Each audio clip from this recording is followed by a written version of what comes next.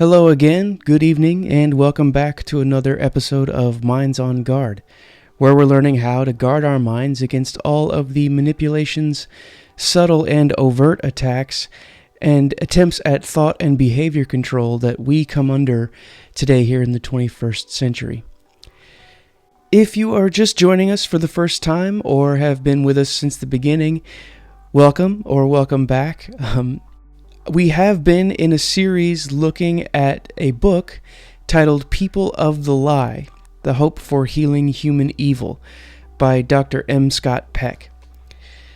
Now, I wanted to spend some time in this text over a series of videos because I think it is one of the best works that presents a clear picture of what human evil looks like, as well as how evil propagates throughout human relationships.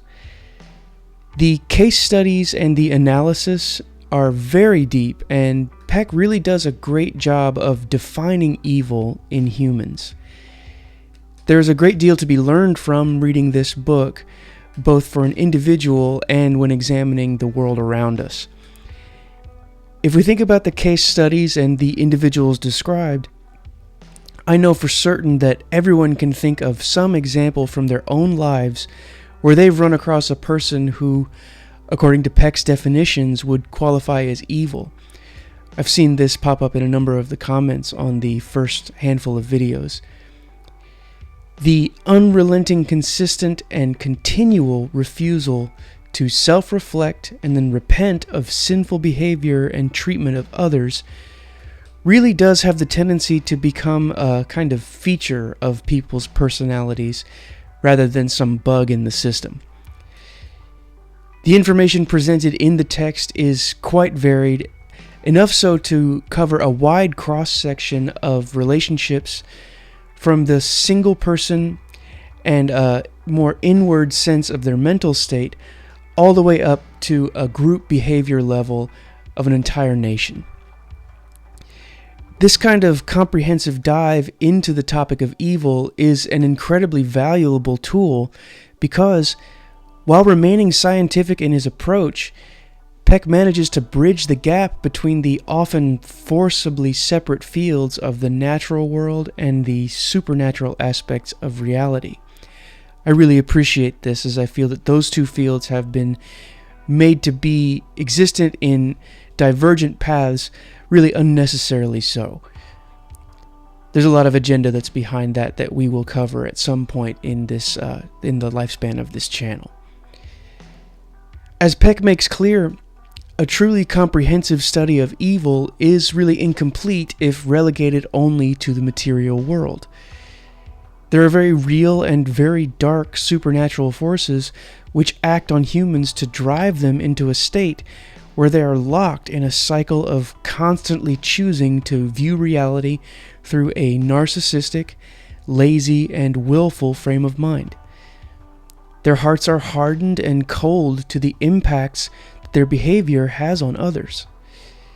The truly evil have crossed a line where they have given up their responsibility for taking ownership of how they act, and as such, there is no amount of sin, guilt, or shame that could affect them, such that they would recognize the harm that they are causing to their environments and choose to change course. What this ultimately means is that they are refusing to submit their own personal will and desire for control over reality to the perfect and loving will of God. This puts them at odds with, and in fact, in enmity toward God and creation itself. To live in such a state of unrepentant sin as to be in opposition to the will of the living God is as serious as it gets. Why I wanted to spend time on a series of this material is that I think that it accurately describes the state of things regarding the direction that humanity as a whole is headed.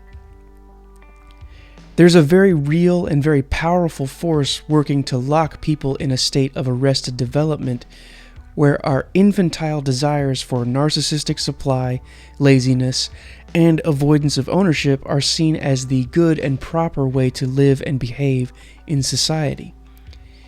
In fact, I believe we're beginning to see a culture emerge where people think that they are entitled to a life where these kinds of things are normal and seen as the ultimate good. The truly evil philosophy of "do what thou wilt shall be the whole of the law" comes to mind. My goal with this series is to try and make a meaningful addition to the voices that are already pointing out this progression toward evil, so that we can shed as bright a light as possible on what's happening and try to make things better.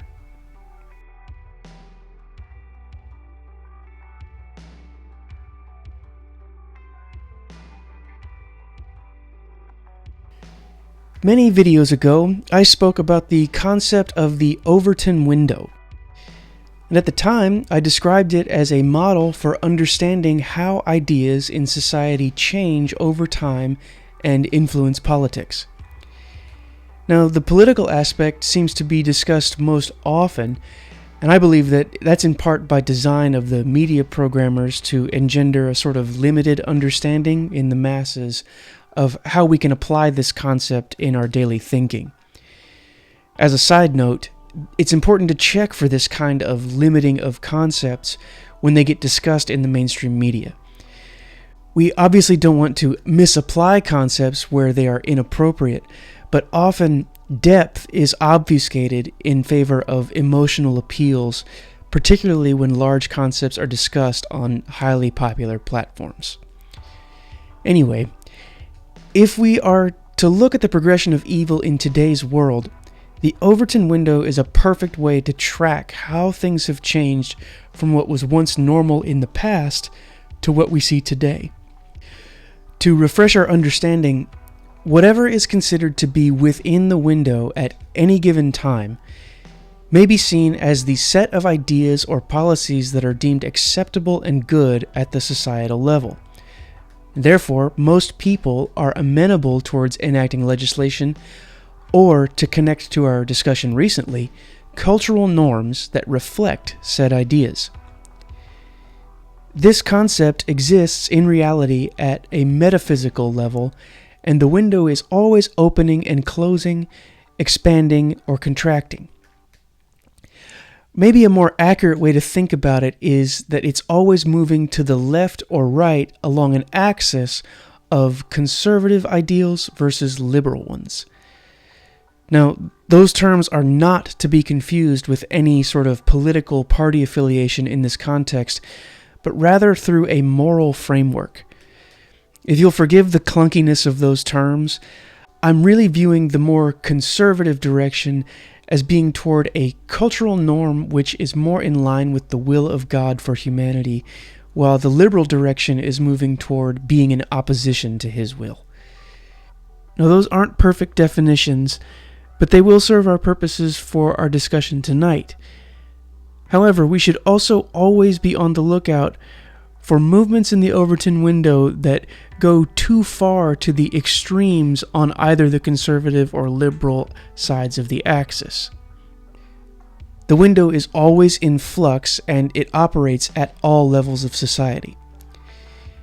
Because of this, it is appropriate to try and examine the ways in which the window is being manipulated from the viewpoint of any individual all the way out to a global scale. In another previous video, I spoke about the need to be able to hold both the macro and micro contexts in our view at all times. This will help us track the shifts in the window better, as we'll be able to parse out the different layers of society where the culture is being shifted along the axis that I just mentioned. We've learned about very powerful groups and forces that exert massive influence over the minds and lives of everyone in the developed world. Now, we must not blind ourselves to the fact that if a certain group of people can exert enough pressure or force to shift the Overton Window in any given direction, then they will have harnessed a level of power and control that is extremely difficult to counter. In the interest of counteracting the progression of evil, as we've been discussing it, it then becomes our individual responsibility to learn to be able to track the incremental changes and be on the lookout for things that go against our core values and worldview, so that we maintain our posture of submission to love, truth, and the will of God. When we can understand that the Overton window is always present in our socio-political and cultural environment, we can begin to see and track when there are efforts being made to shift the scope or field of vision of the window, and do our best to appeal to the truth of reality as it is, rather than what the architects of the current or even future frames of the window would prefer.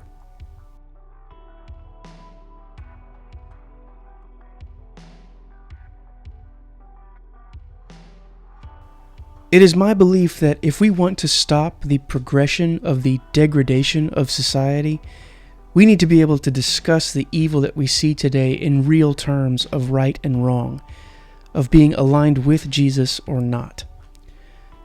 Along with this, we need to be constantly checking for the creeping influence of powerful outside forces and the various bad actors in their employ, which aim to shift the Overton window toward a global moral framework which is in opposition to God's will for humanity and creation. The tools at their disposal are so complex and vast. The subtlety of the ways these shifts are forced on us must never be underestimated or overlooked. If we're going to stay on guard against these forces, we must do as Scripture says and put on the whole armor of God. For we do not wrestle against flesh and blood, but against the rulers, against the authorities, against the cosmic powers over this present darkness, against the spiritual forces of evil in the heavenly places. They want nothing more than to drive us toward a world where all humanity has chosen to live in opposition to Jesus. They will come at us from every opening that we allow. It's up to us to do the work of self-examination, to recognize where we are being lazy, to submit ourselves to the responsibility of ownership of the gift of free will that we have been given. While we're all sinners and fall short of the glory of God, we have our enduring hope and victory over sin in Jesus Christ alone. We cannot forget that truth and instead rely on Him to help us keep our hearts soft so that we can be loving toward others. We're called to be the salt of the earth, which means that we need to help preserve and enhance the world, not destroy it through selfishness and hatred. We must do all we can to guard our hearts and our minds from the pull towards hardness and evil. The world is changing fast. Technological advancements are progressing at a rate that most people really are not completely aware of. Artificial intelligence and transhumanist ideologies threaten our very nature as humans. But we are called to be in the world and not of it. I pray that these kinds of discussions and dives into topics like human evil point people toward taking up their individual cross and living for Jesus every day. If you do not know Him yet, I pray that you do as soon as possible. Things are getting dangerous out there, and we will need each other and His guiding hand to withstand the evils that are being unleashed. So until next time, stay safe, stay diligent, and vigilant, keeping your minds on guard.